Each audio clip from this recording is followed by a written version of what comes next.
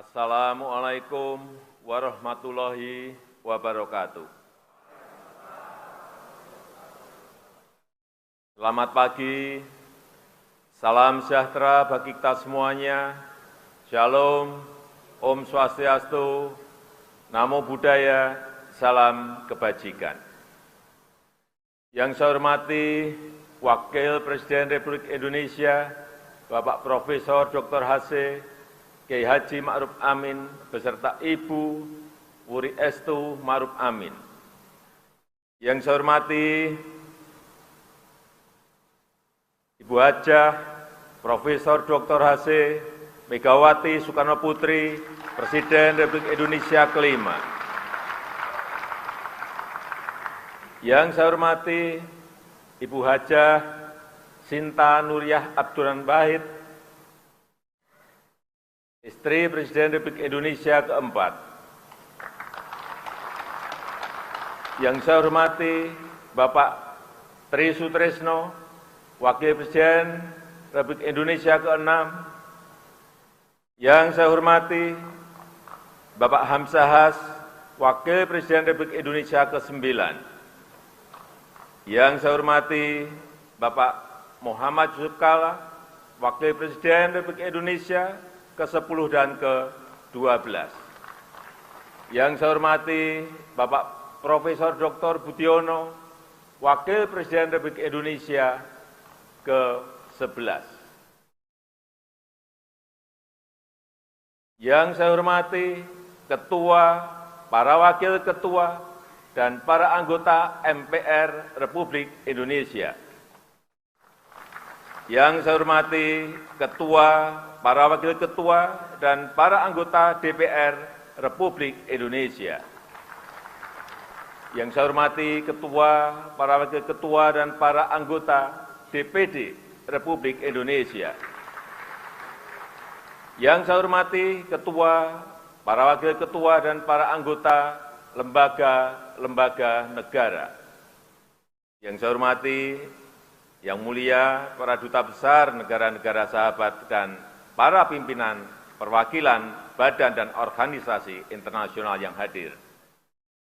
Yang saya hormati para Menteri Kabinet Indonesia Maju, serta Panglima TNI, Kapolri, Jaksa Agung, Kepala BIN. Yang saya hormati para Ketua Umum partai-partai politik yang hadir. Saudara-saudara sebangsa dan setanah air, para hadirin yang berbahagia.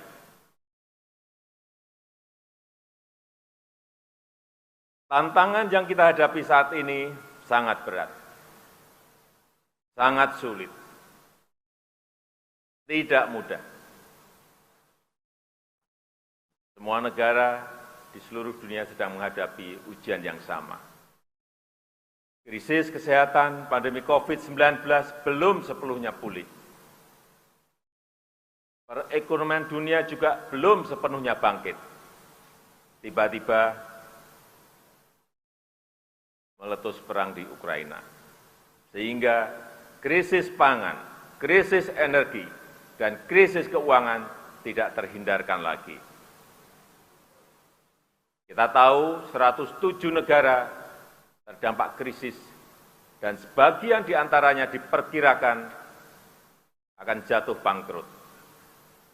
Diperkirakan 553 juta jiwa terancam kemiskinan ekstrim, dan 345 jiwa terancam kekurangan pangan akut dan kelaparan. Ujian ini tidak mudah bagi dunia, dan juga tidak mudah bagi Indonesia. Semua ini harus kita hadapi dengan kehati-hatian, dengan kewaspadaan. Namun, di tengah tantangan yang berat, kita patut bersyukur Indonesia termasuk negara yang mampu menghadapi krisis global ini.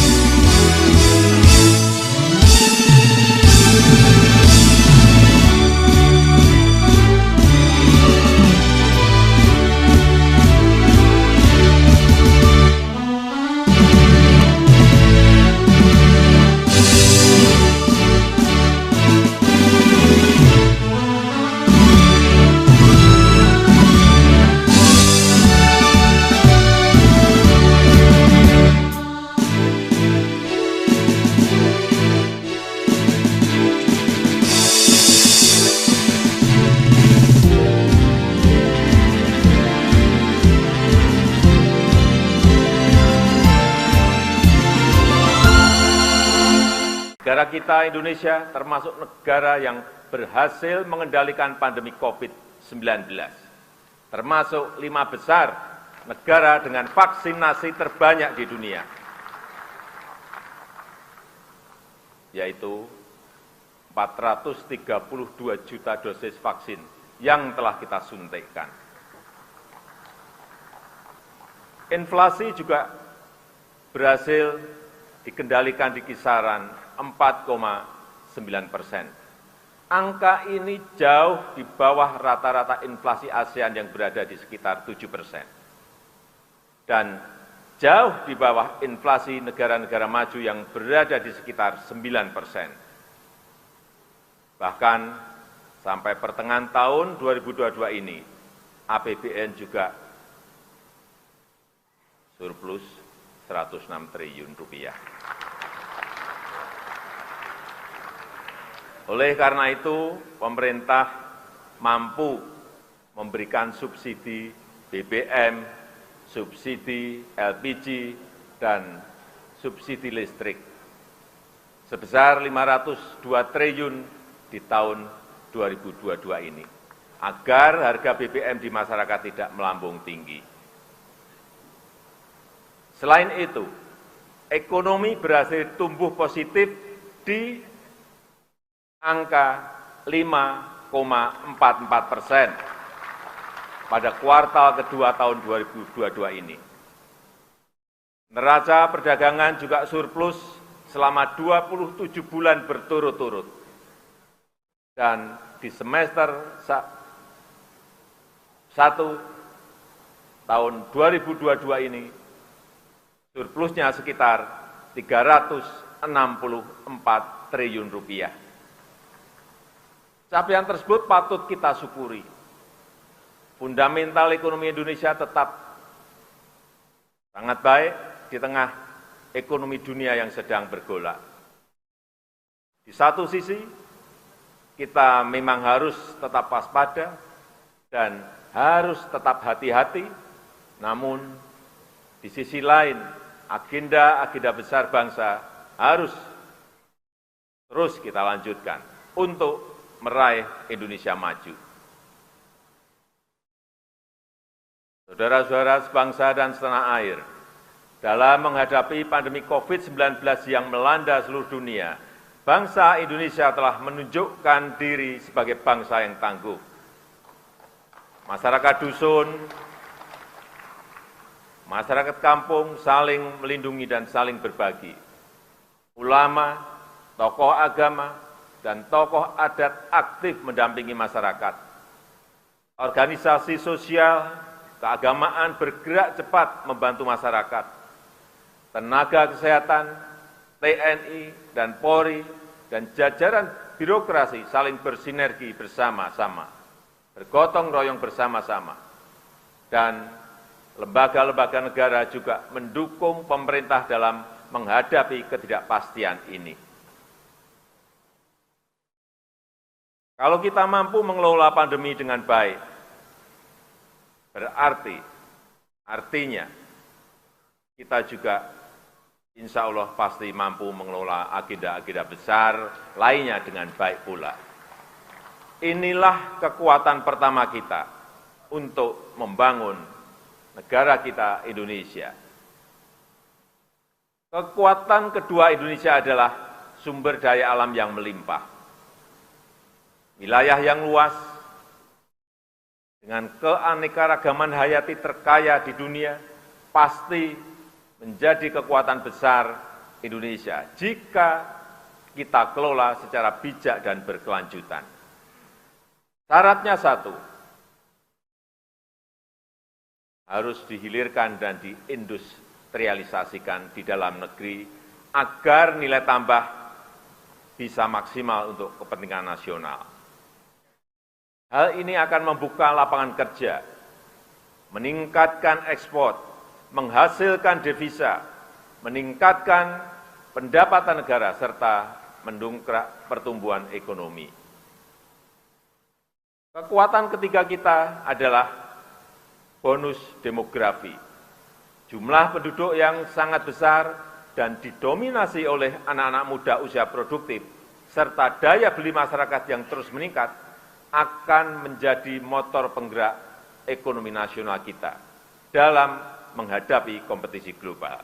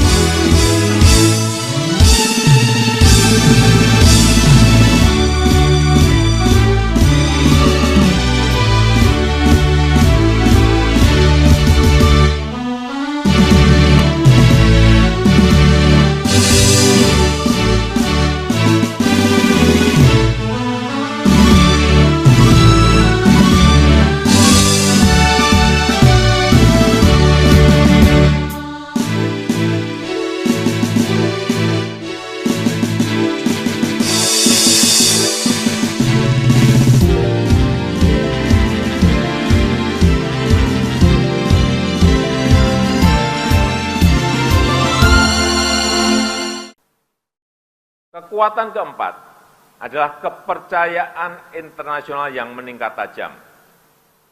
Indonesia diterima Rusia dan juga diterima Ukraina sebagai jembatan perdamaian.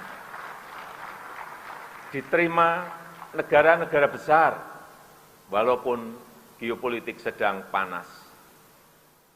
Dan juga dipercaya PBB sebagai champion dari Global Crisis Response Group untuk penanganan krisis global, baik krisis pangan, krisis energi maupun krisis keuangan. Dan tahun ini kita menjadi Presiden G20, organisasi 20 negara ekonomi terbesar di dunia. Dan tahun depan kita juga menjadi ketua negara-negara ASEAN. Artinya, kita berada di puncak kepemimpinan global. Dan memperoleh kesempatan besar untuk membangun kerjasama internasional. Kepercayaan besar dari masyarakat internasional ini juga bisa dirasakan di dalam negeri. Reformasi struktural untuk daya saing dan iklim berusaha terus kita lakukan. Ekosistem investasi dan pertumbuhan UMKM terus kita perbaiki. Hilirisasi dan manufaktur di dalam negeri juga terus tumbuh pesat. Pertumbuhan investasi juga meningkat tajam, di mana saat ini 52%-nya sudah berada di luar Pulau Jawa. Artinya ekonomi kita bukan hanya tumbuh pesat, tetapi juga tumbuh merata menuju pembangunan yang Indonesia sentris. Saudara-saudara sebangsa dan setanah air, dengan kekuatan dan peluang besar tersebut, kita mempunyai kesempatan besar untuk membangun Indonesia yang inklusif, berkeadilan, dan berkelanjutan. Pertama, hilirisasi dan industrialisasi sumber daya alam harus terus dilakukan. Hilirisasi nikel misalnya, telah meningkatkan ekspor besi baja 18 kali lipat. Saya ingat, di tahun 2014, hanya sekitar 16 triliun rupiah. Tapi di tahun 2021 kemarin meningkat menjadi 306 triliun rupiah. Karena sudah diekspor dalam bentuk barang setengah jadi maupun barang jadi. Dan di akhir tahun 2022 ini, kita harapkan sudah bisa mencapai 440 triliun rupiah. Itu hanya dari nikel. Sekali lagi, itu hanya dari nikel. Selain penerimaan pajak, devisa negara juga naik, sehingga kurs rupiah lebih stabil. Sekarang ini Indonesia telah menjadi produsen kunci dalam rantai pasok baterai litium global. Produsen mobil listrik dari Asia, dari Eropa, dan dari Amerika ikut berinvestasi di negara kita. Setelah nikel, pemerintah juga akan terus mendorong hilirisasi boksit, hilirisasi tembaga, dan hilirisasi timah. Kita harus berani, kita harus membangun ekosistem industri di dalam negeri yang terintegrasi, yang akan mendukung pengembangan ekosistem ekonomi hijau dunia. Yang kedua, selain hilirisasi, optimalisasi sumber energi bersih dan ekonomi hijau harus terus kita tingkatkan.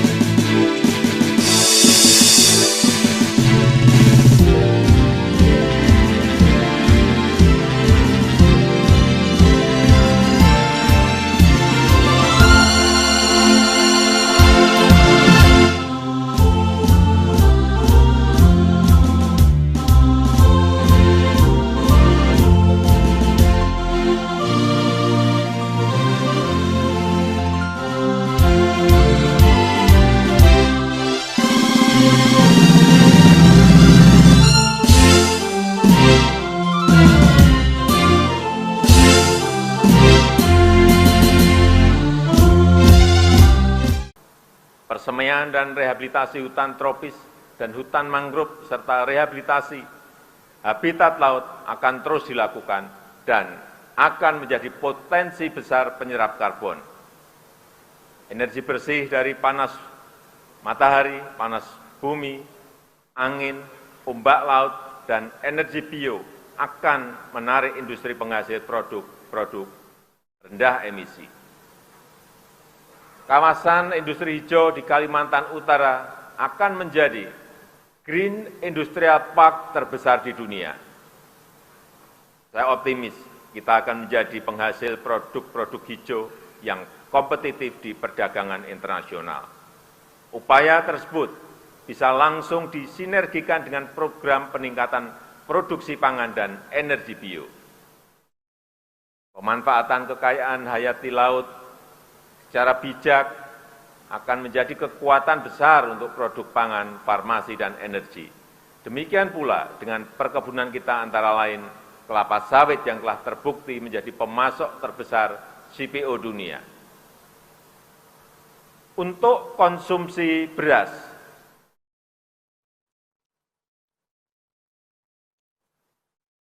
kita sudah tidak lagi impor dalam 3 tahun terakhir. Untuk beras konsumsi, pembangunan bendungan dan irigasi telah mendukung peningkatan produktivitas nasional kita. Alhamdulillah, kita baru saja memperoleh penghargaan dari International Rice Research Institute yang disaksikan oleh FAO, karena kita dinilai mampu mencapai sistem ketahanan pangan dan swasembada beras sejak tahun 2019.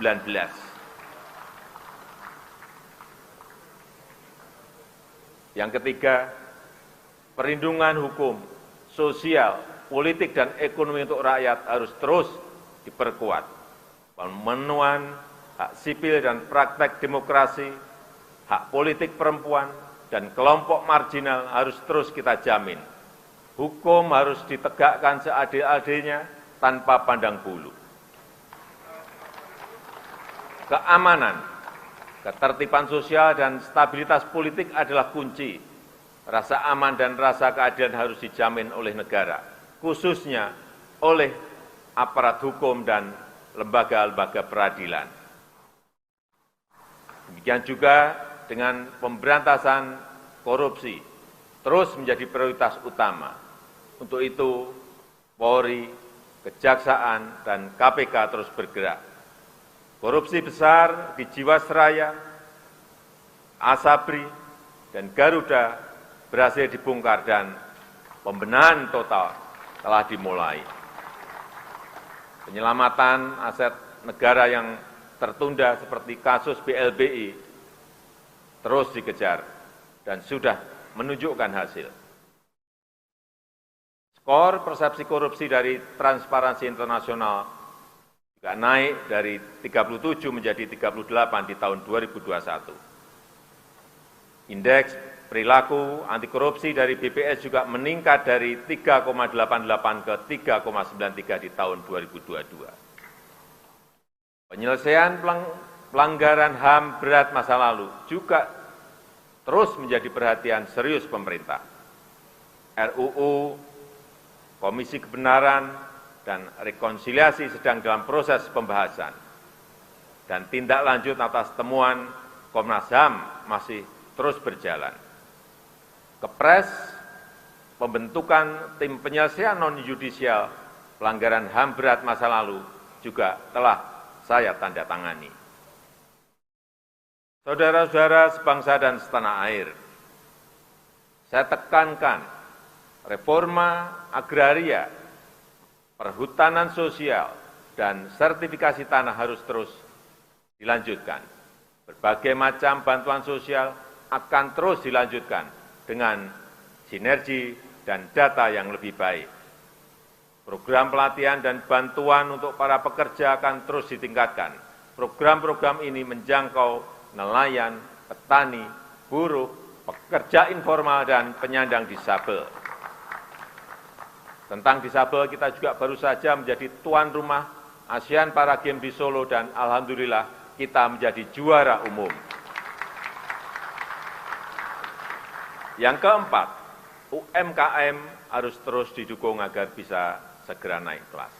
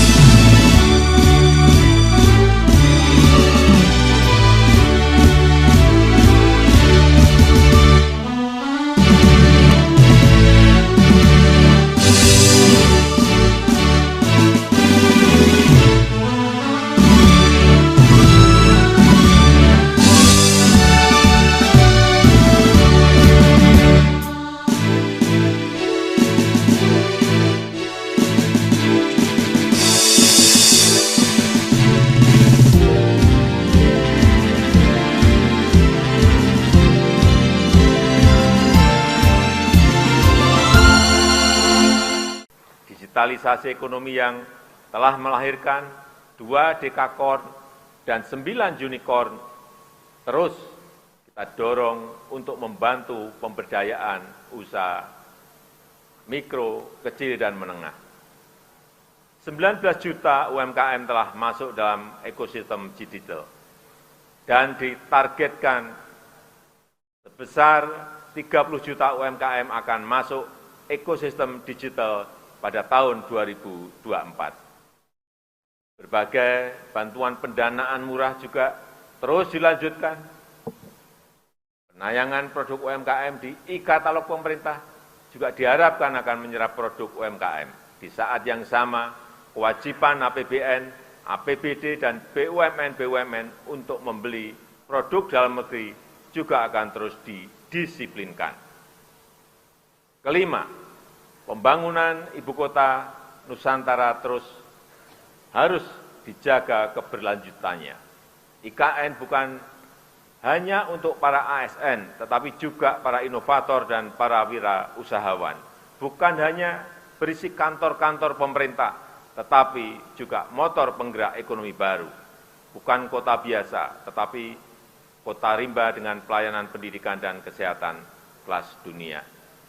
Kawasan inti pusat pemerintahan memang dibangun oleh APBN, tetapi selebihnya 80% investasi swasta diundang untuk ikut berpartisipasi. Saudara-saudara sebangsa dan setanah air, semua agenda tersebut harus ditopang oleh manusia Indonesia yang unggul. Untuk itu, di bidang kesehatan, stunting harus cepat dipangkas. Layanan promotif dan preventif serta layanan pengobatan harus semakin kuat dan merata. Akses anak usia didik terhadap layanan pendidikan dan layanan yang berkualitas harus terus diprioritaskan. Para siswa dan mahasiswa harus dikenalkan pada dunia kerja sejak dini. Minat anak di bidang sains, teknologi, seni, dan olahraga harus didukung dan diapresiasi. Oleh karena itu, budi pekerti yang luhur, ideologi Pancasila, Bhinneka Tunggal Ika, dan patriotisme merupakan pilar utama. Seni dan tradisi lokal dengan semangat kebangsaan harus terus digairahkan. Karya sastra dan film, karya seniman muda harus terus didukung. Dana abadi kebudayaan akan terus kita tingkatkan sesuai kemampuan fiskal pemerintah. Adapun untuk tahapan pemilu yang sedang dipersiapkan oleh KPU, harus kita dukung sepenuhnya. Saya ingatkan, jangan ada lagi politik identitas. Jangan ada lagi politisasi agama.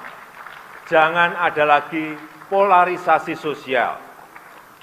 Demokrasi kita harus semakin dewasa. Konsolidasi nasional harus diperkuat. Dan terima kasih kepada ulama, tokoh agama, tokoh masyarakat, dan tokoh kebudayaan yang telah berkontribusi besar memperkokoh fondasi kebangsaan kita, serta merawat persatuan dan kesatuan nasional. Saya juga mengharapkan dukungan dari semua lembaga negara untuk menjaga dan membangun demokrasi di negeri kita ini, untuk memperkokoh ideologi bangsa.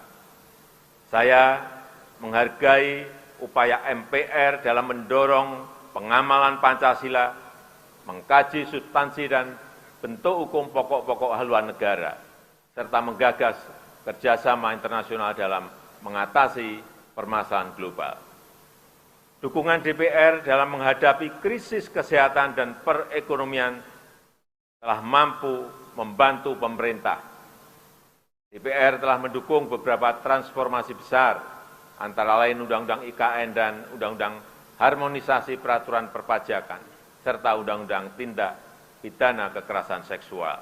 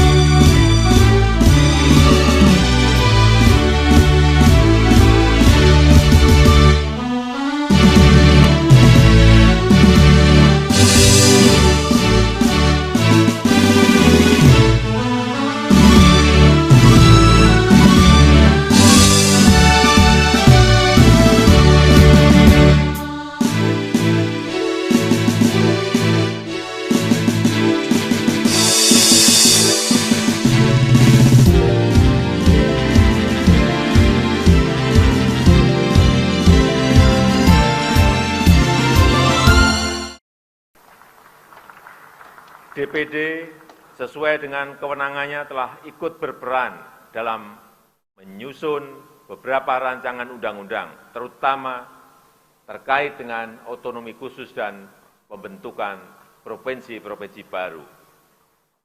Reformasi pelayanan hukum di Mahkamah Agung terbukti telah meningkatkan kualitas penyelesaian perkara. MA terus mengedepankan keadilan restoratif. MA juga telah meningkatkan akses pelayanan hukum yang berkeadilan bagi masyarakat.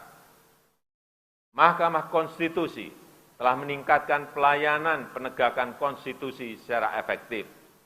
Sistem peradilan berbasis elektronik semakin memudahkan akses masyarakat. Peran MK sebagai tuan rumah Kongres MK sedunia juga patut diapresiasi. BPK telah menjaga sinergi antara kualitas tata kelola keuangan negara dan fleksibilitas dalam menghadapi krisis. Ini sangat membantu pemerintah. Rencana penyelenggaraan Supreme Audit Institution SAI 20 juga semakin memperkokoh kepemimpinan Indonesia di G20. Komisi Yudisial terus memberikan layanan prima dalam mengawal peradilan yang bersih dan berwibawa.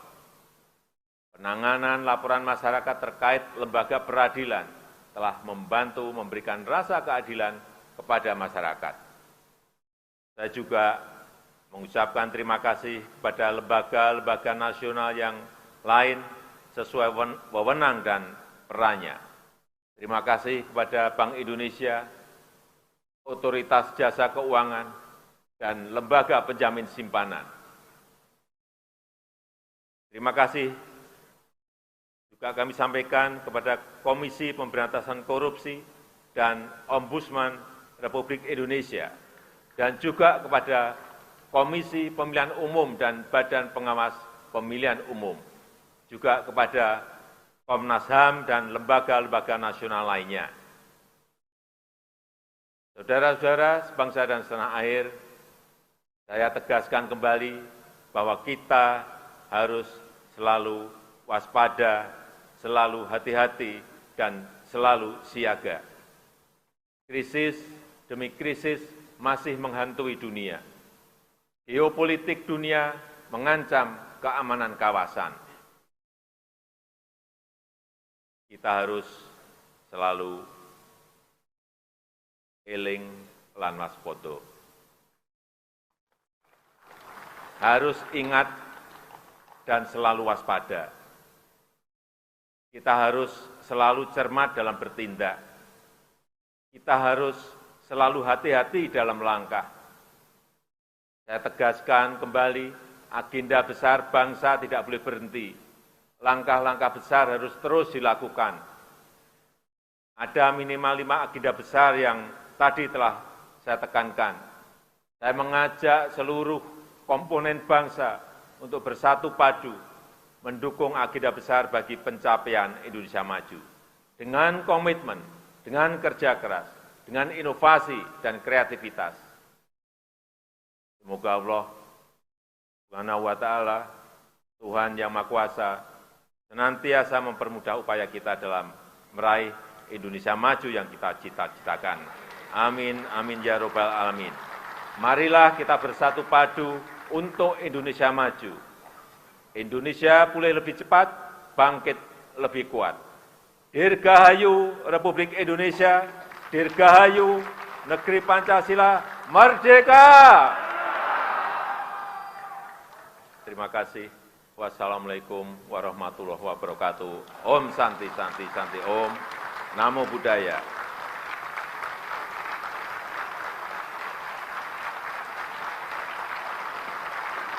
Dan sebagai tambahan,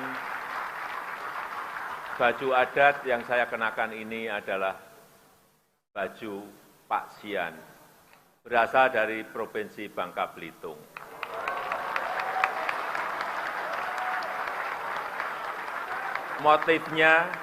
Motifnya bernama pucuk rebung, yang melambangkan kerukunan, dan warna hijau yang kita pilih karena mengandung filosofi kesejukan, harapan, dan pertumbuhan. Terima kasih.